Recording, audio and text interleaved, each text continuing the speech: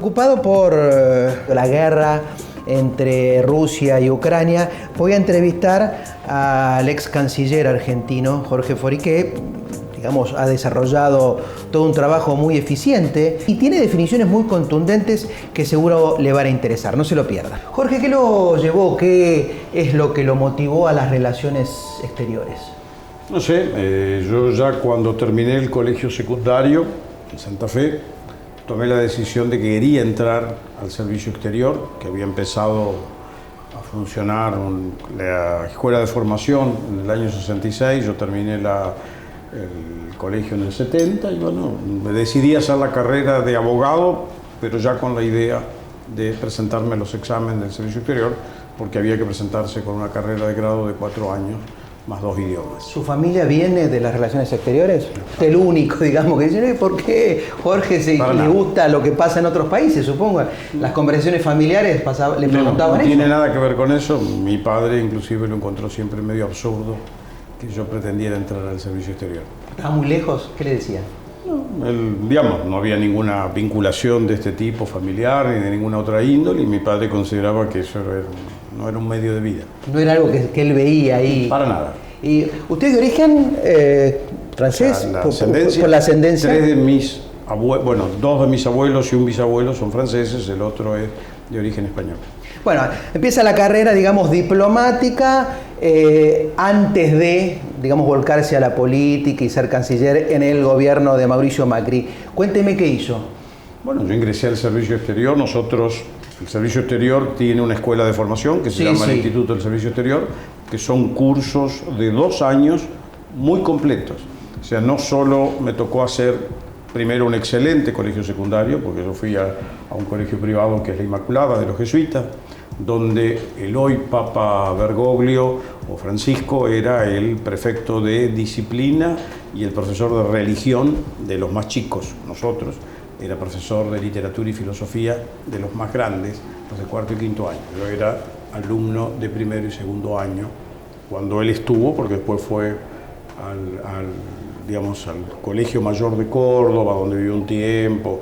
Después tuvo otras encarnaciones eclesiásticas en su carrera. Y después de eso, fue embajador, antes de ser canciller. Nosotros lo conocimos, usted tomó, digamos, conocimiento público en su cancillería. Mi carrera empezó en Venezuela. ¿Usted fue embajador de Venezuela? No. ¿Qué? El rango más bajo de la carrera es el 3er secretario, que vendría a ser como una especie de teniente primero. ¿Quién era presidente en Argentina en esa época? En aquella época era el gobierno militar, así que no me acuerdo. Los 70, está bien. Estamos hablando de los 70. Uno de los miembros de la Junta Militar, supongo que era Videla. ¿Cuándo se le da por la política?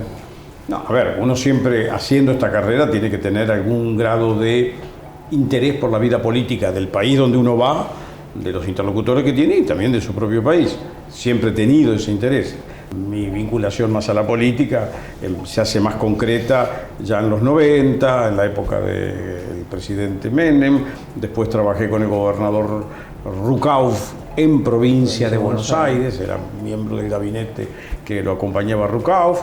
Después fui el vicecanciller, o sea, el segundo del ministerio, con Rucauf siendo canciller en el gobierno de Duhalde. Y al terminar la gestión de Duhalde es que me voy de embajador a Portugal, donde estuve un periodo bastante largo. Y cuando volví, nuevamente retomé un poco las vinculaciones políticas y demás. Y bueno, ahí estuve hasta el 2016, en que el gobierno de Macri me propuso como embajador en Francia. Y estuve 1 año y unos meses y volví para ser ministro. Juráis por Dios y por la patria desempeñar con lealtad y patriotismo el cargo de Ministro de Relaciones Exteriores y Culto, para el que habéis sido nombrado, cumpliendo y haciendo cumplir, en cuanto a vos dependa, la Constitución de la Nación Argentina. Sí, juro. Si así no lo hicieres, Dios y la Nación no los demande. Vamos al tema de agenda, ¿no es cierto? La guerra es lo que día a día a los argentinos nos tiene preocupados y ocupados. Y yo he escuchado declaraciones suyas muy, por supuesto, en defensa de Ucrania, ¿no es cierto?, y de la invasión rusa. ¿Por qué se da esta invasión de Rusia? A ver, creo que hay una conjunción de factores que tienen que ver con la búsqueda de Putin, su liderazgo en Rusia, de reafirmar un posicionamiento en la región. Hay una frase de Putin muy descriptiva, que es que él sintió la caída del muro de Berlín como la más grande catástrofe que había vivido. Él es un hombre que nosotros lo definiríamos acá como un aparatchik, miembro del aparato. Es un hombre hijo de un oficial de marina, la pasó muy mal, la Rusia soviética, su papá tenía un sueldo de pobreza, la marina no tenía recursos, vivían moviéndolo dentro del espacio ruso con las bases navales, entiendo. Luego él entra a la carrera estatal por vía de ingresar al servicio de inteligencia, sería la Secretaría de Información de Estado, claro, nuestra CIDE equivalente, con la diferencia brutal que hay entre la formación en el servicio de inteligencia soviético entonces y nuestro servicio de inteligencia. Pero bueno, él hace su carrera y en algún momento, estando a mitad, ya en el tramo superior de la carrera, se encuentra que cae la Unión Soviética y desaparece el sistema y la carrera. ¿La época que Gorbachev era esa? ¿La época de Gorbachev? Que Gorbachev democratiza un poco el que viene en ese momento. La Rusia, la antigua Rusia. Entre Brezhnev, Gorbachev, años 90, cae el muro de Berlín y Rusia se achica abismalmente. Muy buenas noches. Ya no existe la Unión Soviética. Su último símbolo, la bandera roja con la hoz y el martillo, dejó de ondear en el Kremlin esta misma tarde. La enseña tricolor de Rusia se izaba en su lugar minutos después de que Mikhail Gorbachev anunciara formalmente su dimisión como presidente de la URSS, un país que ha convertido esta Navidad de 1991 en una nueva fecha para la historia. Ucrania se independiza, pero pierde Letonia, Estonia, Hungría, la República Checa, Rumania, todos se van desmembrando y gradualmente algunos generan su inserción, sea en la Unión Europea, casi todos ellos, y luego piden su adhesión a la NATO, con lo cual las fronteras rusas se achican y van bien contra el borde, pero Ucrania continuaba siendo como un gran pulmón en el espacio geopolítico de Rusia, desde el punto de vista que ellos tuvieron un gobierno afín, prorruso, lograron que subsistiera hasta el 2013. Y en el 2014, con, por un lado, la ocupación de Crimea, alguna otra cosa que habían ocupado en territorio de Georgia, pero sobre todo con el movimiento del Maidán, que es la plaza principal de Kiev, que es un movimiento libertario, liberal, bla, bla, que viene un gobierno más pro-europeo. Ahí empieza una gran inquietud de Rusia que él trata de restablecer ahora. Pero no es la única razón. Digamos, creo que Europa, él hace una lectura como buen hombre de inteligencia de cómo estaba el estado de ánimo, de espíritu de Europa. En el sentido de que Europa estaba muy, después de los 90, un poco la hipótesis de un conflicto, de protegerse, se fue atenuando, porque vivíamos en libertad, todos los países mejoraban, había como un progreso indefinido. Y que la oportunidad de hacer la guerra en estas condiciones. Con esta declaración de Ucrania de que ellos pusieron en su constitución, en el 2014, que iban a pasar a ser miembros de la OTAN. No de la Unión Europea, lo cual era medio un contrasentido. Sí, claro. Porque todo el cursum honorum en Europa, sobre todo desde la formación de la Comunidad Económica Europea, primero será miembro de la comunidad, luego fue la Unión Europea y después la OTAN. Se entraba. Entonces eso fue el límite, el punto límite para Putin. Dijo, no, acá no, ustedes no pueden pasar a ser parte de la OTAN. Una posible explicación, pero no la única. Jorge, ¿y por qué esto para Argentina ha generado mucho ruido, despertó la idea de salir, inclusive muchos políticos dijeron vamos a defender Ucrania, y no pasa lo mismo con Medio Oriente? Cuando Estados Unidos invade Medio Oriente, esos países los bombardea, a veces los somete. Para el argentino eso no es un tema. A ver, primero que nada, esta guerra ocurre en el corazón del mundo relativamente civilizado europeo del que nosotros provenimos por distintas corrientes migratorias, pero más allá de que nosotros hayamos provenido o no de allí, para el mundo hoy la guerra está en Europa. Una Europa que no termina de absorber que ya no es el poder espectacular que tuvo durante 5 o 6 siglos y que ya no lo es ni el Mediterráneo ni el Atlántico y empieza a ser ahora el Pacífico. Pero todo eso está en etapa de formación. Pero el impacto yo lo veo por el hecho de que los medios de comunicación, la opinión del mundo, tiene un componente a partir de lo que es Europa. países como Afganistán, los países del Medio Oriente, Irak, Chechenia. Todo esto es como un escenario más alejado de las preocupaciones de Europa. Entonces, ahora, ¿por qué nosotros estamos preocupados? La verdad que a nosotros nos encanta tener protagonismo en cualquier escenario que hay una obra de teatro y nosotros vamos a ver si puedo estar arriba del escenario. Y si no, me siento en la platea y, por lo menos en primera fila. Y señalo desde la primera fila. En este episodio nosotros metimos la pata extraordinariamente. ¿Por qué?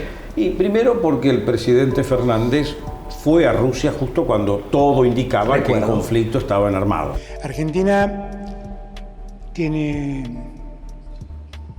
una deuda con Rusia, con la Federación Rusa, porque fue la primera que se preocupó porque los argentinos tuvieran vacunas. Bueno, ¿qué decís? Hay que estar, digamos, del lado de Occidente, cerca de Estados Unidos. Ahora, ¿cómo analizás que hoy la economía y el vínculo económico con China y con Rusia es creciente? A pesar de que no son, digamos, democracias, y eso es muy cuestionable, muy objetable, y no debiéramos, digamos, seguir ese lineamiento, pero económicamente hay una relación creciente. A ver, separemos o definamos bien. Rusia no es un socio económico ni comercial de Argentina, por mucho que este presidente haya querido hacer un dibujo extraño que no le salió y que la presidenta, o la expresidenta, actual vicepresidenta, tenga una especie de encantamiento con el liderazgo de Putin en las formas que lo ejerce, autocráticas, dictatoriales y mandatarias, y que genera un capitalismo de amigos. Me debe parecer simpático eso, y ahí estamos en una visión ideológica, pero mirando la ideología de Rusia en el año 70, porque decimos que es una ideología de progresismo. ¿Progresismo de qué en Rusia? En Rusia es capitalismo de amigos que reparten lo que tienen entre los capitalistas que son llamados ahora los oligarcas rusos, que se repartieron todo lo que era el acervo del Estado en empresas, ferrocarriles, agua, luz, y con eso los bancos son de los amigos del poder. Ahí no hay ninguna libertad, no hay ningún proceso, y además las violaciones de derechos humanos, la falta de libertad de opinión, la prisión a que ponen a quien piensa distinto o al periodismo, y matan o envenenan a los opositores. Entonces, si ese es el modelo, los argentinos están todos en fila rajando para el otro lado, porque a los argentinos les gusta ir y pararse en el obelisco y decir lo que sea contra quien sea. Entonces, no parece ser el modelo preferido de Argentina. Ahora, sobre eso, ¿vos no ves o no te hace ruido que la propia OTAN niegue los derechos de Argentina sobre las Malvinas y Putin haya tomado esa bandera y haya dicho, como definición, las Malvinas son argentinas? Nosotros tuvimos el desafío de hacer nuestra guerra de recuperación, que no fue bien sucedida, contra uno de los miembros de la OTAN. Aparte, miembro fundador, inspirador ideológico y padre de la patria dentro de la OTAN, como es el Reino Unido. Ergo, no podía salir por otro lado la OTAN, y nuestro, digamos, equivale a lo que hicimos, a lo que hace Rusia ahora. Obviamente con diferencias abismales, porque nosotros nunca tuvimos una gran capacidad de daño frente a Gran Bretaña, a pesar del coraje que demostraron los muchachos que fueron a luchar en la recuperación de Malvinas. Pero rápidamente el conflicto quedó planteado en términos militares con un desbalance extraordinario, adverso a las pretensiones argentinas. ¿Cómo recibieron la noticia, si es que ya la escucharon, de que se verificó un ataque en las Islas Georgias y que fue rechazado? ¿Qué sienten ante esa noticia? Y bueno, que nos preparamos ya con más ansia en cualquier momento. Si hay que entrar en combate, vamos a entrar. ¿Prefieren que sea antes que después? Cuanto antes, mejor. ¿Y en qué nos beneficia apoyar a Zelensky? Eso, digamos, en lo que nos perjudica estar con Rusia. ¿Qué nos beneficia apoyar a Zelensky, digamos, en la situación política ucraniana, que es difícil cuando nosotros, honestamente, tenemos problemas, digamos, salvo la guerra, tan difíciles como los de Ucrania? Bueno, nosotros tenemos problemas de endeudamiento, de inflación, de una economía que no funciona, de inseguridad. O sea, Argentina tendría que estar muy ocupada de sus problemas, y desearíamos que el presidente, en lugar de andar de gira histórica por Rusia, por las piletas o por los escritorios de las universidades, realmente se dedicara con su ministro de Economía y de Desarrollo Productivo a lograr que Argentina se pusiera de pie.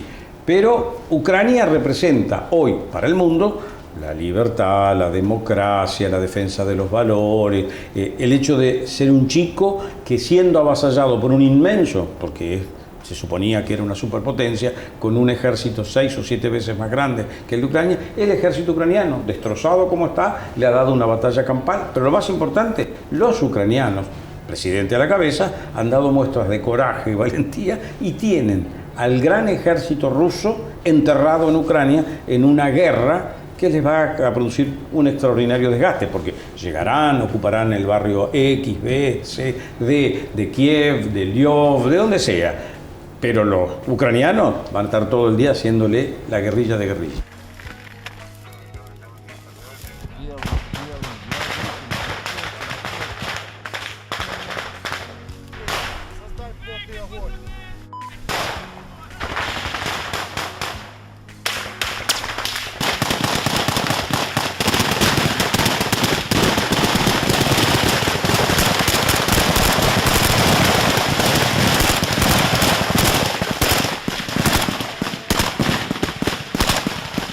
¿Cómo ves a Zelensky? ¿Cómo ves que se manejó desde que esto empezó, su rol de político? A ver, era un hombre que toda la comunidad occidental lo tenía menospreciado por ser un cómico previamente. Bien claro, él viene del humor, viene del comediante. Un actor comediante cómico y lo...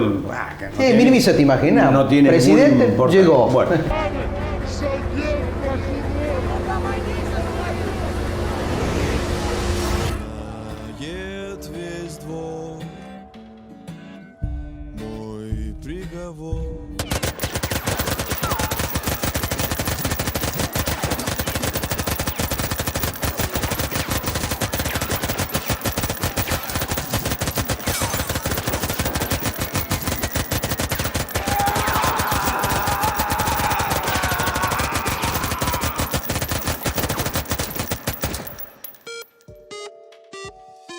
Presidente elegido mayoritariamente, popularmente, pero que ha demostrado tener la vena del pueblo ucraniano, un pueblo de un gran coraje personal, de grandes convicciones, y ha encarnado la resistencia y la sigue encarnando con la admiración de todos los líderes del mundo. Por eso yo comenté hace un rato que si hubiera que distribuir premios Nobel a los dirigentes políticos, que se le da habitualmente el premio Nobel de la Paz, este hombre que lucha por preservar la paz de su tierra.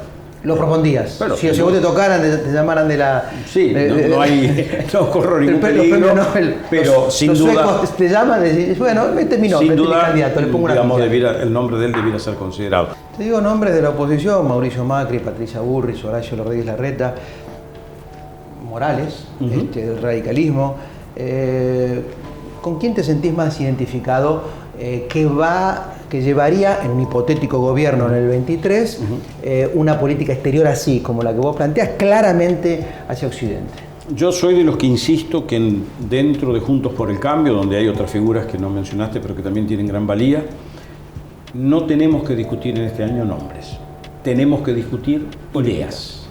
6 ideas para los argentinos. Si les damos las 100, porque cada tanto nosotros cuando nos dejan la biblioteca, bajamos todo y regulamos hasta la calidad del aire. Dale, tírame a ver a esas políticas que...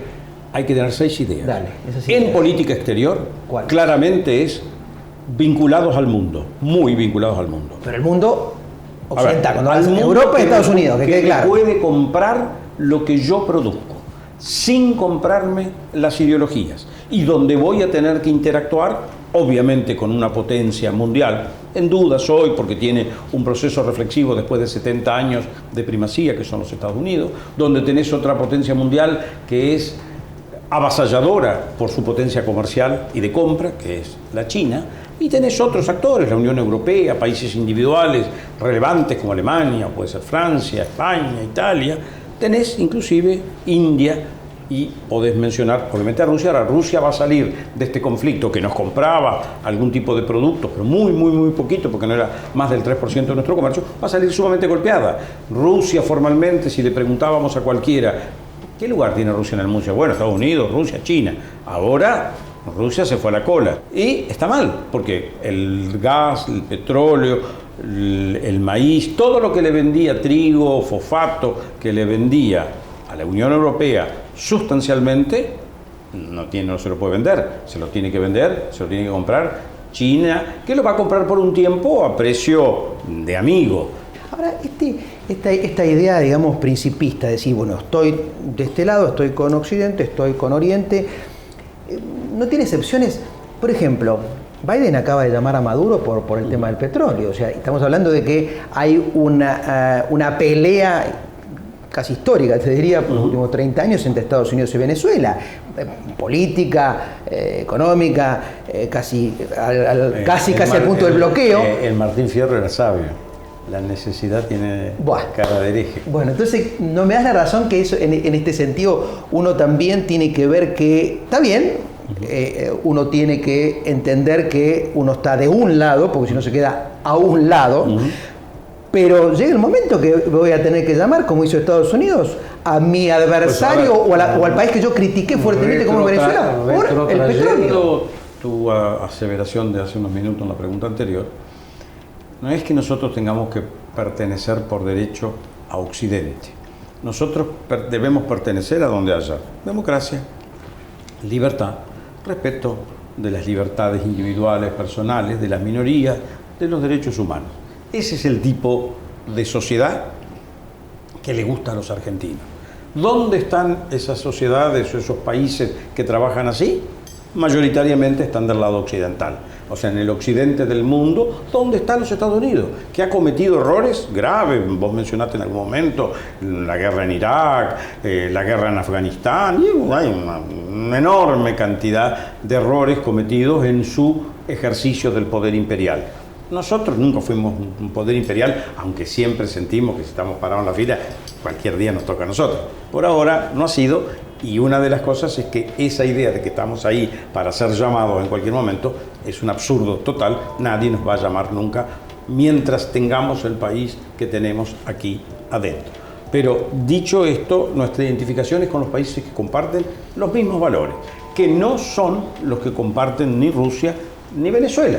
Ahora, hoy Estados Unidos dice, yo para hacer la guerra necesito tener acceso a la energía, porque además los muchachos europeos que vivieron en esta alegría de que vamos a crecer, vamos a crecer, vamos a crecer y va a ser siempre libertad, libertad, sin tener que pagar el costo de esa lucha, se enteraron que no tienen energía. Y el mercado se achica y empiezan a valorizarse aquellos que tienen energía rápida y disponible, como el petróleo venezolano. Entonces, Chávez y Maduro, que siguen siendo los mismos dictadores terribles del pasado, hoy, frente al dictador uno, que es Putin, queda en una categoría que dice, bueno, yo como te voy a preguntar a ver qué puedo hacer con el petróleo.